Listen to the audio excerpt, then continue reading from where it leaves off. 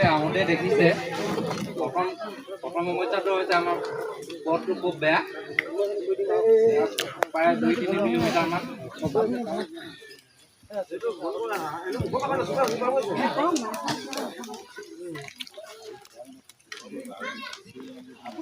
আপোনালোকে কোন দিশে আহিছে সেইটোতো নাজানো বাৰু, কোনফালৰ পৰা আহিছে।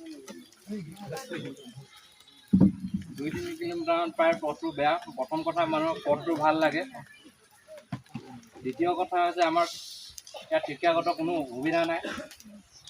তৃতীয় কথা হৈছে আমাৰ চুকটোত মানে ইয়াত আৰু মই এটা কথা প্ৰথমে ক'ব বিচাৰিছোঁ, ইয়াত লিখিছে গাঁওখন মিলনপুৰ হ'ব, কিন্তু ইয়াৰ মিলনপুৰ হ'বলৈ দুইটা পৃথক আছে, কাৰণ সেইকাৰণে নামঘৰটো বেলেগ আছে। আমাৰ ডোখৰ কোনোবাই লিখে মিলনপুৰ কছাৰী, কোনোবাই লিখে মিলনপুৰ ভৱল, মিলনপুৰ দেউৰী গাঁও, কিন্তু লিখিছে ইয়াত মিলনপুৰ মগলা গাঁও।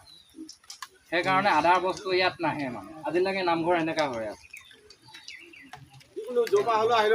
যি বস্তুটো হ'লে ইয়াত অহা নাযায়, মানে সেইডোখৰ ৰখি যায়।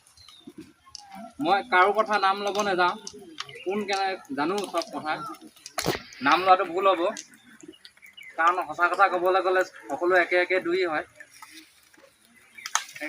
সেইকাৰণে প্ৰথম আমাক লাগে পথটো, দ্বিতীয় লাগে শিক্ষাগত এখন বিদ্যালয় লাগে,